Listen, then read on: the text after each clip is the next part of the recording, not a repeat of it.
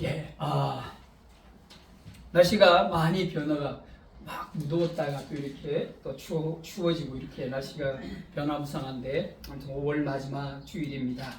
우리가 계속해서 누가복음 보는 중에 참 일관된 주제가 있었습니다. 지금까지 뭡니까? 바로 11장부터 시작된 영적 전쟁.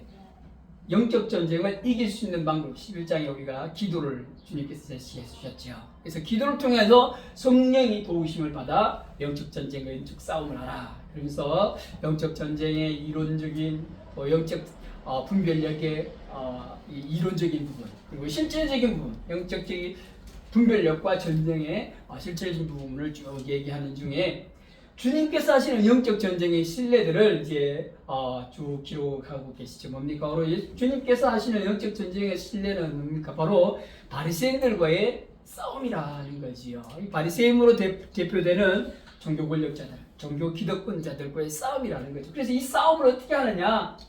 주님께서는 자기에게 나오건 대적자, 비판하고 정죄하려고 나왔던 바리새인들과 율법 교사들을 향하여 뭐라 그럽니까? 너희들은 열매가 없어서 안 된다.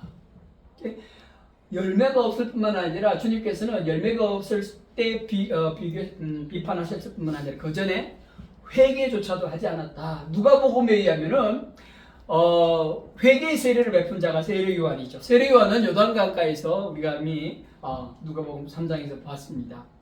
회개의 세례를 선포했다는 거예요. 회개하라. 천국이 가까웠다. 회개할 때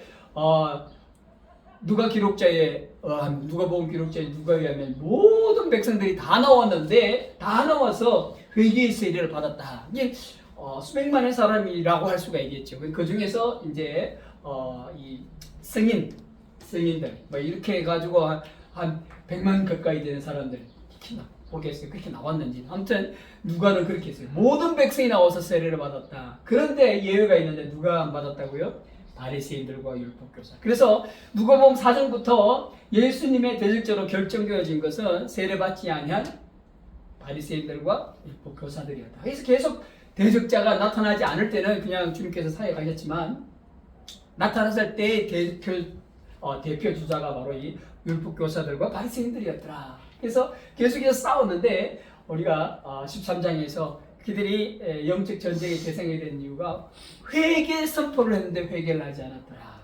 회개하지 않을 뿐만 아니라 회개 열매도 없더라. 지금 회개 열매는 고사하고 회개조차 하지 않았다라는 거죠. 이 두 단계 다. 그래서 회개 열매가 없었다. 그러면서 그들을 주님께서는 대적하시면서 뭐라 그럽니까? 너희들은 하나님 나라에 들어오지 못하고 대치될 것이다. 바꿔진다라는 거죠. 그래서 13장의 마지막 부분은 뭐라 그럽니까?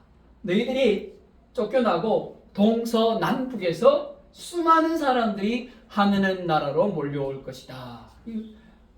바리새인들과 율법교사로 대표되는 유대인들은 하나님 나라에서 제외될 것이고 그들 대신에 동서남북에서 하나님 나라로 몰려들 것이다. 그렇게 얘기했다는 거죠. 그리고 열매가 없어서 대적하실 뿐만 아니라 또 두 번째 대적은 우리 14장 앞에서 보았죠. 두 번째 대적은 이유가 뭐지요? 두 번째 대적, 우리가 지난주에 대치라는 단어를 교체되는 나라의 백성이라는 말씀을 드렸는데 두 번째는 왜 안 된다 그랬지요?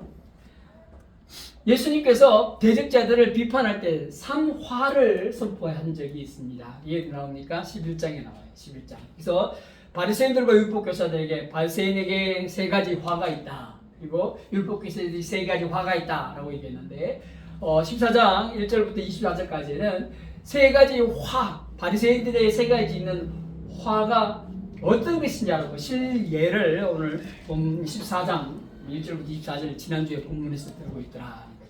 첫 번째 화는 뭐였죠? 첫 번째 화는 주님께서 11장에 얘기한 첫 번째 화는 그들이 율법을 지키면서 율법을 과하게 지키면서 그 율법의 근본 정신이 사랑인데 사랑은 잊어먹었다. 그렇게 주님께서 얘기했어요. 그래서 너희들이 화 있을진저라고 그렇게 했어요. 그래서 14장 들어가자마자 1절 이하에서 뭐라 그럽니까? 수종병 걸린 자. 이 수종병 걸린 자가 안식일날 예배드리러 회당에 온 거예요. 그래서 예수님과 같이 온다는 소문을 듣고 바리새인들이 예수님을 시험하기 위해서 쫙 봤어요. 예수님은 그것을 알고 있었죠. 그럼에도 불구하고 어떻게 예수님은 수종병 걸린 자를 고쳤어요. 고치면서 뭐라고 얘기합니까? 너희들은 이 안식일 날 너희 아들이 우물에나 물에 빠졌다. 왜 하필이면 물에 빠졌죠? 수족병은 부기 때문에 이렇게 물이 신장에 문제가 생겨가지고 퉁퉁 부은 사람이거든요. 물에 빠져도 퉁퉁 붓잖아요. 참 주님은 비유를 들어도 어떻게 이렇게 참 그죠? 아들이 물에 빠지면 건져내지 않겠느냐? 하다못해 쏘가 물에 빠져도 건져내지 않느냐? 안식일임에도 불구하고. 여러분 그렇거든요. 여러분 항상 남에게는 엄격하고 자신에게는 관대한 것이 인간의 본성이에요. 그렇죠?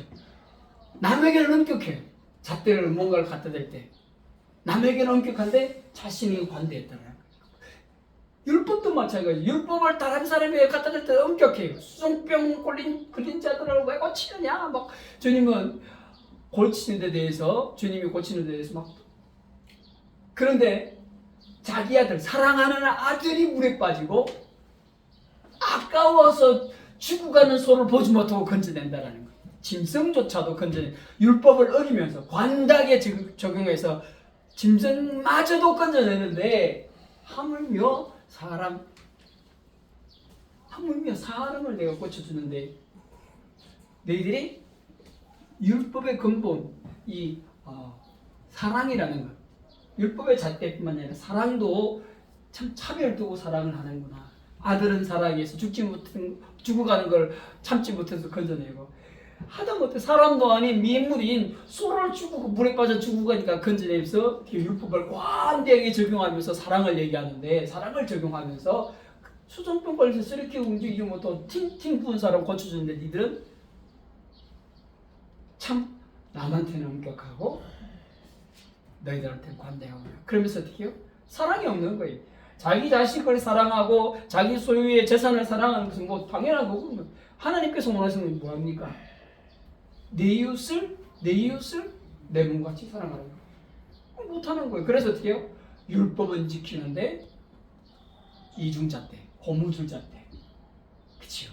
그래서 진짜 사랑은 버렸더라. 진짜.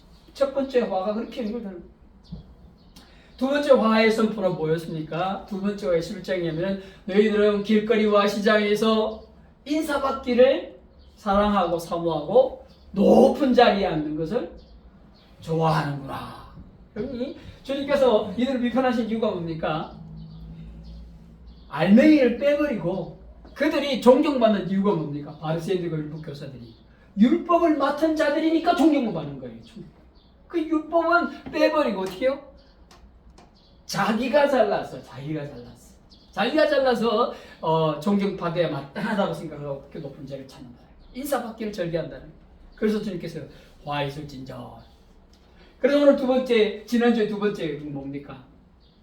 너희들은 높은 자리를 사모하는구나. 잔치자리에 주님께서 식사자리에 초청돼서 이렇게 보니까 다들 먼저 높은 자리에 앉으려고 난리를 치지요. 그러면서 뭐라고 합니까? 차라리 낮은 자리에 앉아라. 높은 자리에 앉았다가 당신보다 더 높은 사람이 오면은 자리를 비켜달라고 그러는데 그 쪽팔림이 어떻게 하느냐? 그러니까 차라리 낮은 자리에 앉아서 네 자리 찾아가면 높아지면 네한테 더 명예가 있지 않겠느냐?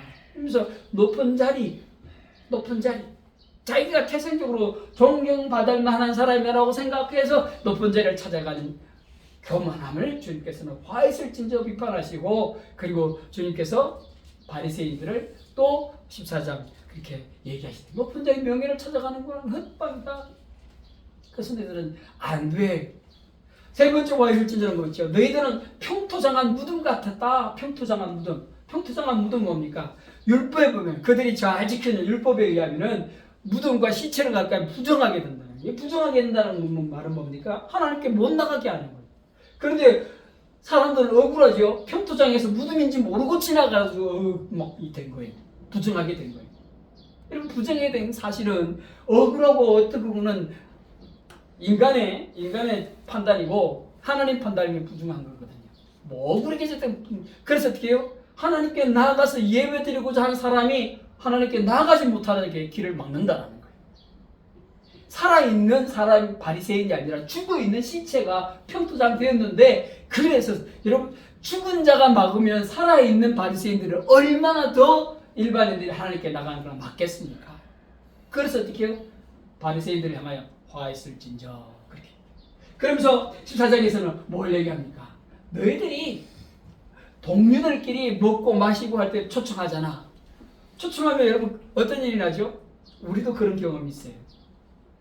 청첩장 날아오잖아요. 그럼 뭐랍니까? 야, 저금도는 나중에 내 자식이 가면은 그도 오겠지 이런 생각을 하잖아요. 그치요? 요즘 계산 빠르잖아요. 현대인들은요. 야, 내가 그리고 피곤했다고 합시다. 내 자녀들이 다 시집장 가서 피곤했다고 합시다. 그러면 어떻게 부채감이 막 있는 거예요. 청첩장. 야, 그래서 제일 먼저 뭘 봅니까? 결혼에 방명록부터 본다고 얘기를 하더라고요. 야, 이 사람이 내 아들 결혼식에 왔냐 안 왔냐, 내 딸 결혼식에 왔나, 머리부터 생각부터 뒤진다는 거예요. 뭡니까? 동료끼리 결혼은 그렇다는 게 부채가 된다는 거예요. 그래서 바리새인들이 잔치를 배설하고 초청을 했다 그러면은 초청받는 사람은 그냥 기쁘지 않는 거예요. 여러분, 잔치는 글자 그대로 뭡니까? 기쁘고 즐거운 것이 돼야 되는데 그것이 기쁘고 즐거운 것이 되지 못하는 거예요. 그래서 어떻게 해요? 기쁨을 방해한다, 즐거움을 방해한다. 그래서 주님께서는 그들을 향하여 어떻게 해요? 차라리 너희들을 초청해서 보답하지 못하는 자들을 초청해라. 14절에 초청해라. 하나님께 나아가는 것을 방해하지 하는 게 아니라 오히려 하나님께 영광 돌릴 수 있는, 그리고 하나님께 영광 돌리면 반드시 주님께서 주시는 선물이 있거든요. 그래서 그것을 위해서는 가난한 자, 없는 자들 초청해서 잔치를 베풀라. 하나님께 나아가고 하나님께 영광 돌리는 것을 방해하지 않는, 오히려 하나님께 영광 돌릴 수 있는 방법으로 그렇게 잔치를 초청해라 라고 얘기하면서 어떻게 해요? 세 번째, 세 개의 화들을 오늘 본문에서 하나하나 신뢰를 들어가면서 직접 현장에서 신뢰를 들어가면서 너희들은 이래서 안 돼라고 얘기하면서 바리새인들을 향해서 얘기하고 있더라. 그러면서 나중에 뒤에 우리 14장 뒤편에 뭐가 나옵니까? 바로 큰 부자가 잔치를 배설했는데 종들을 보내서 올 것인지 말 것인지 여부를 체킹했죠. 그래서 온다고 다 대답했어요. 다 준비를 했는데 막상 오라고 종들을 보내니까 그 당일날 안 온다. 그래서 어떻게 해요? 자리도 남고 음식도 남고 선물도 남고 이렇게 해가지고 어떻게 해요? 주인이 화가 나죠. 그래서 어떻게 해요? 초청받지 못한 자들을 데리고 와라 라고 종들을 또 시내로 내보내가지고 그래도 어떻게 해요? 음식과 자리가 남는 거예요. 그래서 어떻게 이번에는요, 산울타리 가로 보내라. 이 산울타리는 울타리 가는 어디입니까? 국경선을 얘기하는 거예요. 국경선 가로 가서 지나가는 자를 무조건 잡아들이라. 잡아들이라. 무조건 데리고 와라. 이방인들 데리고 오라는 얘기예요. 그래서 두 번째, 세 가지의 화를 바리새인들에게 얘기하시면서 그것을 신뢰를 얘기하면서 이런 이유 때문에 너희들은 교체될 것이다. 교체될 것이다. 그래서 교체는 하는 나라. 그러면서 주님께서는 마지막 24절에 어떻게 얘기합니까? 먼저 초청했던 사람들은 한 명도 하나님 천국 자리에 참석하지 못할 것이다. 이 선포를 합니다. 이건 예수님 당시에 있는 자들을 향한 말씀이라고 할 수가 있어요. 그러나 그 당시에 있는 자들을 향하여 얘기했지만 오늘도 그 경고는 우리에게 여전히 유효하다라는 거죠. 왜요? 그래도 유대인들은 마지막 순간에 오면은 주님의 백성이 될 것이다 라는 사도 바울을 통한 가르침이 우리에게 있잖아요. 그러나 이방인들에게는 그게 없어요. 그렇죠? 특별히 아주 이 유대인들은 그래도 하나님의 택하신 백성이기 때문에 마지막에 구원받을 수 있을 것이다 라는 것들이 있는데, 그와 동시에 거론되는 돌감람나무, 참감람나무와 돌감람나무 위에서는 돌감람나무가 다시 살아나는 게 없어요. 참감람나무는 다시 이방인들이 질투가 나게 해서 이방인들의 충만한 숫자가 하늘에 들어오면 그 이후에 유대인들이 구원을 얻을 것이다. 유대인 군에게는 아직도 여전히 있다. 물론 예수님 이후에 유대인들을 얘기하지. 그래서 대치된다. 하나님 나라 백성이 바뀌어질 것이다 라고 무섭게 또 두 번째 경고하고 계시다라는 거지. 그러면서 이제 어떻게 합니까? 주님께서는 지금 이 하나님 나라 교체되고 대치된다는 말씀은 요단강 건너편에 길르앗 지방에서 주님께서 백성들에게 얘기해 주신 말씀이거든요. 수많은 사람이 예수님을 따라 예루살렘으로 올라가고 있었어요. 왜요? 유대 명절이 가까우니까. 여러분, 우리가 잘 아시다시피 예수님은 유대 절기 때에 심판을 받았어요. 십자가로. 마찬가지 예수님을 따라 그냥 겸사겸사로 예루살렘에 올라가는 사람. 그래서 오늘 시작할 때 25절에 뭐라 합니까? 수많은 무리가 함께 예수님을 따라갔다는 이유는 예수님의 말씀의 달콤함, 위대함도 있겠지만 유대 명절을 같이 지내기 위한 사람도 있더라. 그래서 아무튼 이렇게 주님과 같이 길라 지방을 이렇게, 여러분 사마리아에서 쭉 내려오면 쉬운데 사마리아 땅 저주받았 땅 안 밟으려고 강 건너 요단강을 건너서 이렇게 돌아오는 걸 아시죠? 예, 들어오는 관문은 여리고성이에요. 그래서 아무튼 이렇게 길라 지방 거기에서 주님께서는 이 교훈을 주시고 계시더라. 그래서 25절을 보면 수많은 사람들이 주님을 따르고 있다. 그런데 그 직전 교훈이 뭡니까? 하나님 나라의 연약한 자, 부족한 자들을 초청했다. 그러니까 주님을 더 많은 무리들 주님을 따라오는 거예요. 그 당시에 소외된 자들, 연약한 자들. 근데 그 많은 무리들을 향하여 주님께서 어떻게 해요? 선별되어질 것이다. 오늘 말씀의 제목은 뭡니까? 선별되어질 것이다. 핵심이에요. 다 주님의 제자가 되는 것이 아니고 다 주님을 따를 수 있는 자들이 아니고 이르기를 한 조건이 있다라고 얘기하고 계시더라. 첫 번째 조건이 바로 26절에 나와 있어요. 내게 오는 자는 자기 부모와 처자와 형제와 자매와 더욱이 자기 목숨까지 미워하지면 능히 내 제자가 되지 못하고. 여러분이 열거되고 나열된 관계들은 어떤 관계들입니까? 혈연이에요. 그치요? 끊을 수 없는 관계. 그리고 내가 선택할 수 없는 관계. 그치요? 부모와 형제와 자매, 이거 내가 선택할 수가 없는 거예요. 형제와 자매. 어떻게 선택? 그런데 자기 목숨까지도 난 선택할 수. 이 세상에 오는 건 내가 선택해서 온 게 아니거든. 그런데 그럼에도 불구하고 주님께서는 어떻게 해요? 미워하라. 그럼 미워한다는 얘기는 단죄를 넘어선 거지요. 그렇죠? 단죄를 넘어선 거. 단죄는 그냥 중성적인 의미인데 미워하는 단어까지 쓰고 계시다는 것. 미워하라. 이 말은 뭡니까? 주님의 제자가 되는 자들은 포기할 것들은 포기해야 된다. 포기라. 그런데 이 포기는 뭘 얘기하는 걸까요? 단절과 포기. 그런데 중요한 것은 우리가 생각해야 될 것은 그것을 예로 든 것이 어디에 나오냐면은 28절에 나오죠.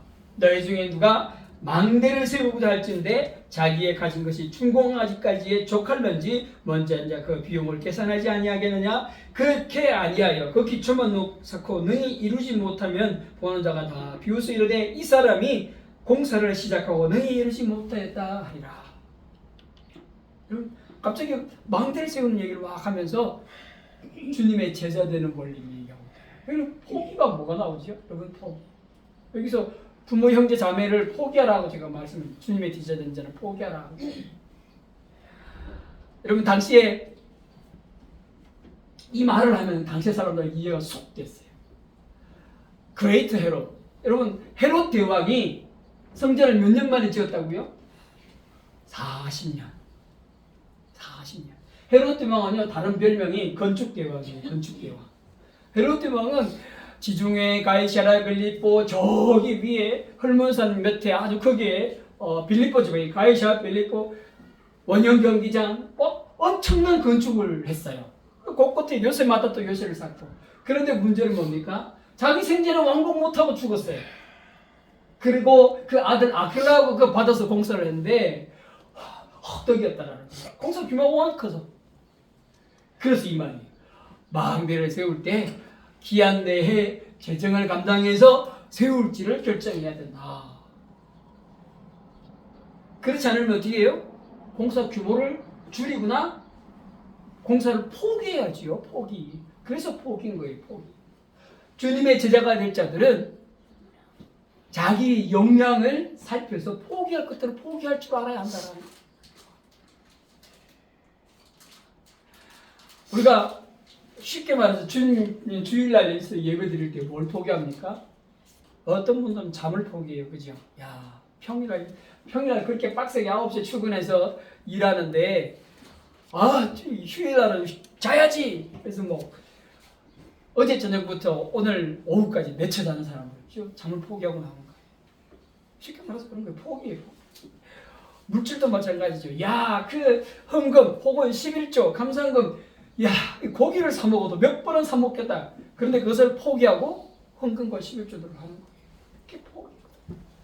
주님의 제자도 마찬가지. 주님을 따르기 위해서 포기해야 될 것이 있는 거예요. 그래서 특정한 것이 뭐죠? 혈육관계. 혈육관계. 그래서 망대를 세우고자 주님께서 비유할 때 마찬가지예요. 하나님의 제자가 되고 하나님의 사역을 하는 자들은 뭘 해야 됩니까? 분별을 해야 된다.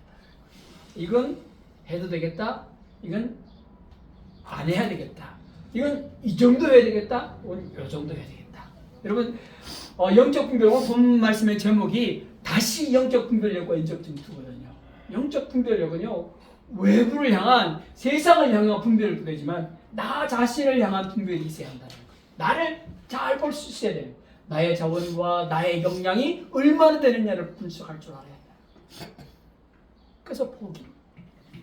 내가 얼마나 포기할 수 있고 얼마나 그래서 포기는 우선순위라고 할 수도 있어요. 내가 어느 정도 포기를 하고 이건 꼭 반드시 이루어야 되겠다.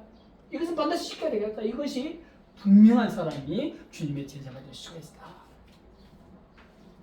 그럼 이도저도 아니고 포기하지 못하는 자들은 어떤 문제가 생깁니까? 물에 물 탄 듯 술에 술 탄 듯한 신앙인들이 되는 거예요. 그래서 옛날에 유명한 공자는 그 말했죠. 곡학아세다. 곡학아세가 뭡니까? 경전에서 배운 것들을 굳게 해서 세상에 아부한다. 이 곡학아세거든요. 뭡니까? 타협. 여러분, 신앙의 타협은 있을 수가 없어요, 여러분. 그래서 사도 바울은 바알과 주님이 어떻게 함께 하느냐? 아세라와 주님이, 우상과 주님이 어떻게 함께 하느냐? 한 멍에를 매지 못한다라고 고린도 교회 주님께 바울이 편지를 쓰면서 이것도 좋고 저것도 좋다 하는 자들을 칵 꾸짖는 모습이 나와요. 고린도 후서. 어떻게 주님과 발리알이 함께 할 수 있느냐? 함께 할 수 못한다. 그래서 타협은 있을 수가 없다. 포기를 해라. 포기를 해야 주님의 제자가 된다. 포기해. 두 번째는 뭡니까? 두 번째는 27절. 항상 그렇죠. 주님이 가르치신 이론적인 가르침과 실례를 듣는데 두 번째 주님의 제자는 27절. 누구든지 자기 십자가를 지고 나를 따르지 않는 자도 능히 내 제자가. 십자가를 진다. 십자가는 뭡니까? 십자가는 부담하겠다. 부담이. 포기가 아니고 내려놓는 것이 아니라 기꺼이 부담하면서 주님을 따르겠다. 부담하면서. 그러면서 뭐라고 얘기합니까? 두 번째 예 31절. 어떤 임금이 다른 임금과 서울에 갈 때 먼저 앉아 1만 명으로서 저 2만 명을 거느리고 오는 자를 대적할 수 있을까? 헤아리지 아니하겠느냐? 국가 간의 전쟁이 났어요. 이 전쟁은요 진짜 있었던 전쟁이거든요. 조금 전에 망대에 진짜 있었던 얘기고, 이렇게 비유가, 주님의 비유는 그냥 들으면 그냥 유대인들 일반이 다 이해할 정도의 비유예요. 이게 어떤 전쟁이냐면, 주님께서 나온 그 갈릴리 지방을 다스린 헤롯 안티파스가 동생 헤롯 빌립의 아내를 취한 사실 여러분 잘 알지요. 그래서 세리요한이 그것을 지적했고 그것 때문에 못 배워 죽음을 당하잖아요. 그 일이거든요. 그 일이 원래 헤롯 안티파스의 첫째 아내는 아라비아 왕국의 공주였어요. 아라비아 왕국의 공주. 그런데 어떻게 합니까? 빌립의 아내를 취하기 위해서 첫째 정부인을 그냥 쫓아냈어요. 그러니까 아라비아, 여러분 지금도 그렇지만 이 아라비아 땅이 얼마나, 사막이지만 얼마나 많은 부족과 땅이 큰지 몰라요. 그런데 손바닥만한 이 갈릴리 분봉왕 헤롯 안티파스가 자기 딸을 무시해 가만히 있겠어요? 그래서 아라비아 왕이 군사를 일으켰어요. 쳐들어왔어요. 안티파스가 전쟁을 했을까요? 안 했을까요? 했죠. 패했어요. 엄청난 굴욕을 당했어요. 여러분 그 얘기, 바로 이 얘기예요. 근데 극대가리 없이 그 큰 나라를 1만 명 가지고 나가서 싸운 거예요. 그래서 졌다라는 거죠. 엄청나게 이게 세계사에 나오는 거죠. 국제관계니까. 그래서 주님의 제자도 마찬가지다라는 거예요. 근데 그러면 어떻게 될까요? 한 나라와 한 나라가 싸워서 한 나라가 지게 되면은 이긴 나라가 성전국으로서 뭘 얘기합니까? 2차 대전 때 성전국 뭘 얘기했죠? 전쟁 비용 다 부담 내네. 그렇죠. 어쩌면 땅덩어리, 독일이 이 프랑스한테 이 점령했던 땅을 프랑스에게 넘겨줬어요. 알사스 로렌 지방을 넘겨줬어요. 땅덩어리 내놔. 땅덩어리도 가져가고 전쟁 배상금 부담금도 가져가고 어쩌면 그 나라 백성들을 포로를 잡을까. 우리나라가 청나라에게 졌을 때 전쟁 숱한 사람들이 북한이 청나라 잡혀온 걸 기억하잖아요. 그게 뭡니까? 나라가 유지되기 전쟁하면 또 어떻게 됩니까? 수많은 청장년들의 목숨이 전쟁에 있을같이 사라진다. 이게 뭡니까? 한 나라에 다 부담이 되는 거예요. 부담. 취업과 물질적인 손해와 인명 손해와 어쩌면 자기 왕좌까지도 빼앗기지도 모른다는 거예요. 나라와 나라 싸움 때. 너 물러나고 네 동생 왕 세워라고 성전국으로서 요구할 수도 있는 거예요. 세계사에 그런 일이 얼마나 많습니까? 그게 뭡니까? 자기 역량을 살피지 못하고 패했을 때 일어나는 십자가. 십자가가 뭡니까? 내가 부담해야 돼요. 그 주님께서 뭐라고 얘기합니까? 나를 따르면 자기 십자가를 지고 따르. 내가 너의 십자가를 벗겨주겠다. 그런 얘기 아니에요. 주님께서 그렇게 안 했어요. 네가 내 제자가 되면 네 십자가 내가 벗겨주겠다. 안 그랬어요. 뭐라 그럽니까? 네 십자가를 지고 나를 따르라. 지고. 부담하는 거예요. 부담. 그럼 주님을 따를 때 우리가 부담해야 될 것이 있습니다. 주님의 이 십자가를 지고 나를 따르라는 얘기는 주님을 따르는 12제자 얘기를 했던 말씀이지요. 여러분 베드로 같은 사람은 어떻게 합니까? 아내와 장모를 버려두고 주님을 따랐어요. 그렇죠? 네 형제 베드로, 안드레, 야고보, 요한은 어떻게 해요? 갈릴리 호수에 베드로를 버려두고 주님을 따랐어요. 버려두고 포기하고 주님을 따라. 그리고 버려두고 포기하고 주님을 따르지만 그것이 뭐가 됩니까? 부담이 되는 거죠. 자기에게. 그 따르는 부담이 뭐가 있습니까? 불효자다라는 손가락질. 베드로와 안드레, 야고보, 요한 같은 경우 불효자다. 어떻게 부모와 자식과 처를 버려두고 따르느냐? 우리는 각자가 져야 될 십자가 다 개별마다 달라요. 뭐 어떤 사람은 이걸 뭐 주님께서 주신 사명은 아니고 사명은 아니에요. 내가 주님을 따르기 위해서 부담해야 될 것이 무엇이냐? 이 부담하지 않고 내려놓고 따르나 그 어불성설이에요. 그래서 저렇게 우리 누가 보면 봤죠. 너 나 따르라. 그러니까 주님 나로 먼저 가서 아버지를 장사하고 오게 하소서. 그러는 다음에 주님을 따르겠나. 이게 뭡니까? 자기 십자가를 완전히 해결하고 주님을 따르겠다는 거예요. 주님은 뭐라고 합니까? 지금 당장 따르라는 얘기예요. 그거 부자 소리 듣고는 나 따르라. 그 말인 거거든요. 왜 부담해? 그래서 그걸 잘 살피라. 잘 살피라. 그럼에도 불구하고 나를 따르려면은 1만 명이 2만 명 거느리고 왕과 싸우려면은 싸워라. 단 뭡니까? 지고 난 다음에 부담을 해라. 부담을 해라. 주님께서는 부담하라고 그러시는 거예요. 싸워서 부담하라. 싸우려면 싸워서 부담하라. 만약에 전쟁에서 치면 그렇죠. 그리고 전쟁하지 않고 화친을 맺으면 어떻게 해요? 불평등 조약이 당연히 따라오지요. 너 얼마 보내고 뭐 우리 같은 경우에 트럼프 가듯이 애들 관세 우리나라 물건 보낼 때 공짜로 보내. 전쟁 포기하고 화친을 맺었으면 당연히 그렇게 해야죠. 우리의 봉신국가가 돼. 로마 속국이기 때문에 봉신국가는 안 되겠죠. 우리나라 청나라와 전쟁할 때 졌으면 어떻게 됩니까? 봉신국가가 돼. 부마국가가 돼. 몽고가 썼을 때 졌을 때 어떻게 해요? 우리의 사위국가가 돼. 격이 낮아지는 거예요. 격이 낮아지는 그다 부담하는. 그러면서 제자가 되기를 원한다? 그러면 나를 따를 때 그런 인생이 있는데 넌 부담할 의지가 있느냐? 의지가 있느냐? 이 계산하라는 거예요. 내 따르는 것과 네가 가진 것 계산해봐라. 해보고 내 따르는 게 좋으면 따라라. 그런 얘기거든요. 주님 무조건 오늘 본문 말씀에는 12명의 제자와 다르기 때문에 계산해보고 나 따르라고 얘기하고 있어요. 계산해보고 따르라.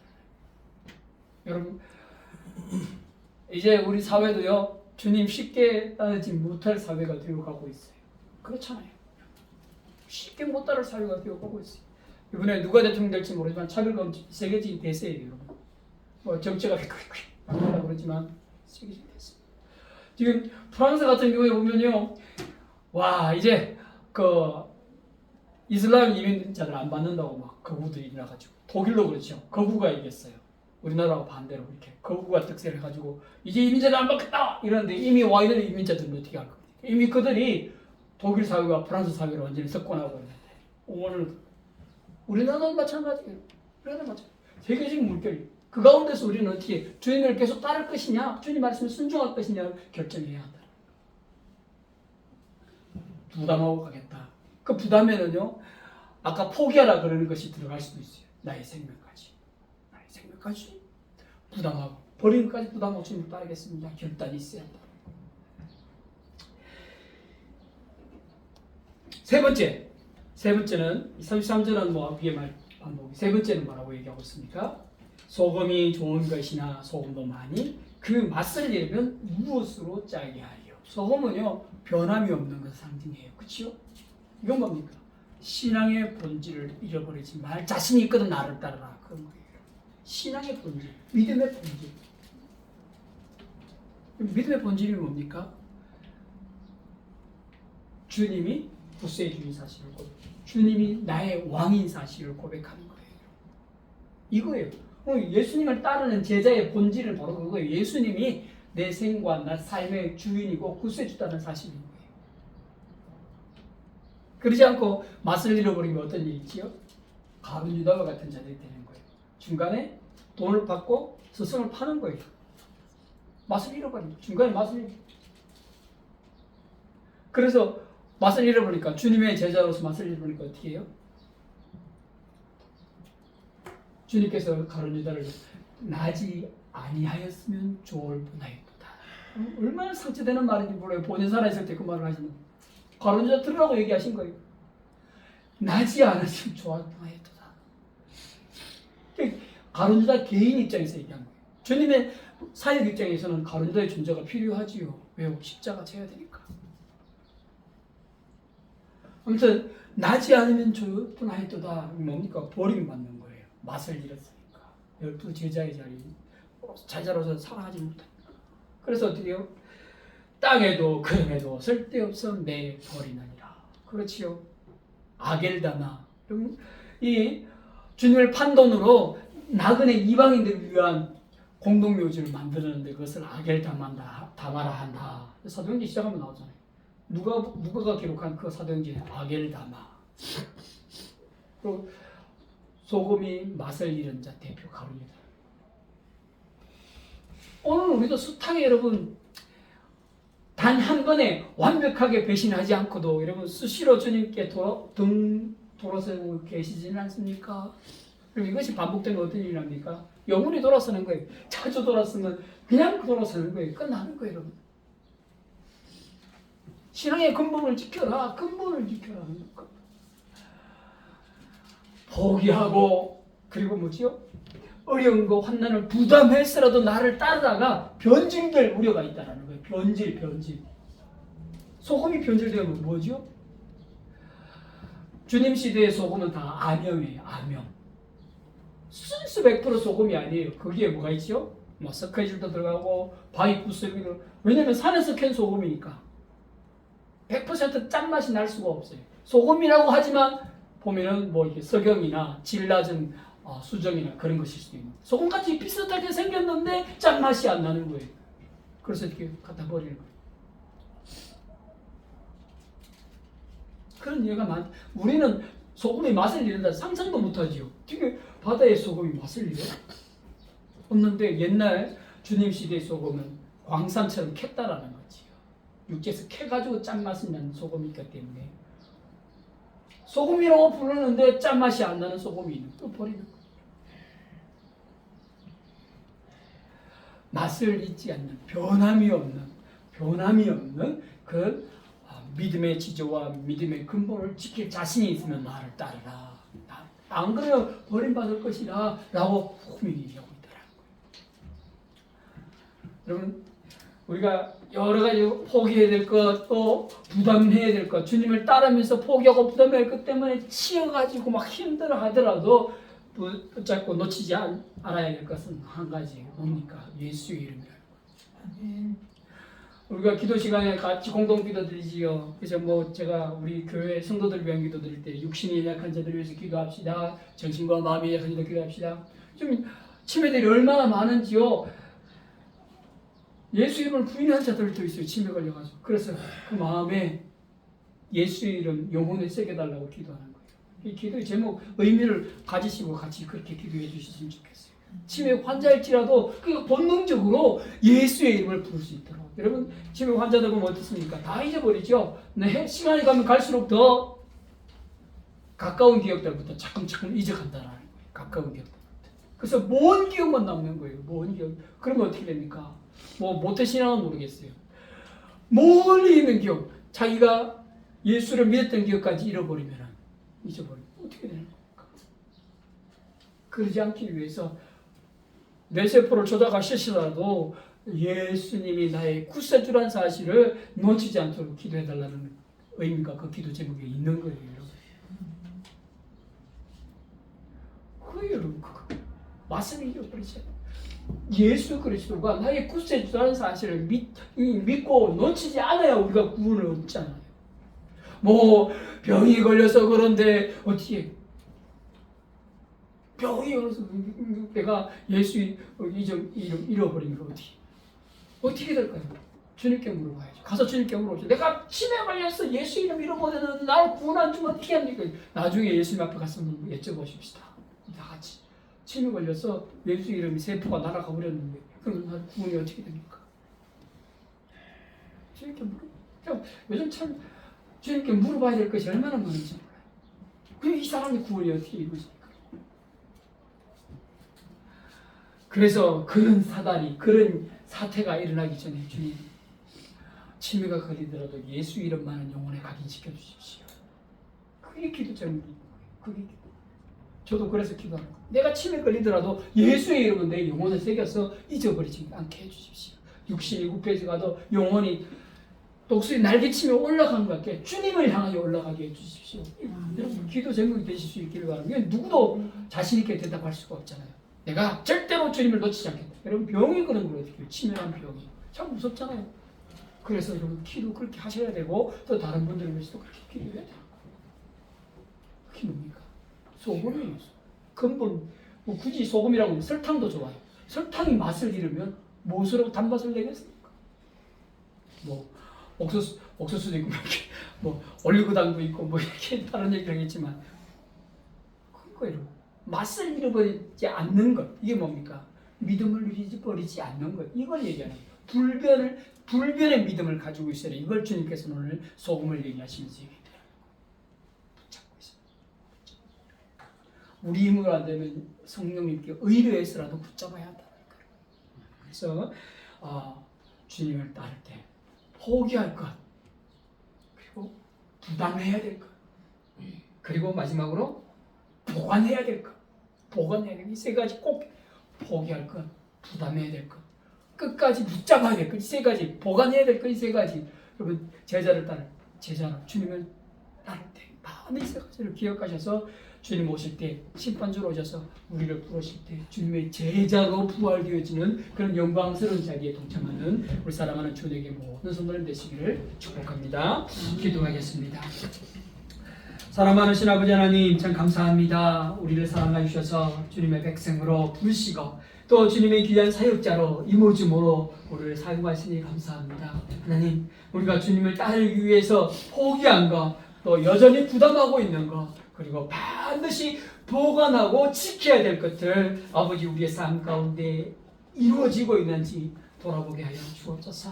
타협하거나 변질되거나 놓치지 않게 하여 주시사 주님 오실 때 우리가 주님 우리를 부르실 때 영광스러운 천국 자리에 동참할 수 있는 우리 성도들 다 될 수 있도록 주님 은혜 베풀어 주시옵소서. 감사드리옵고 예수님의 이름으로 기도하옵나이다. 아멘.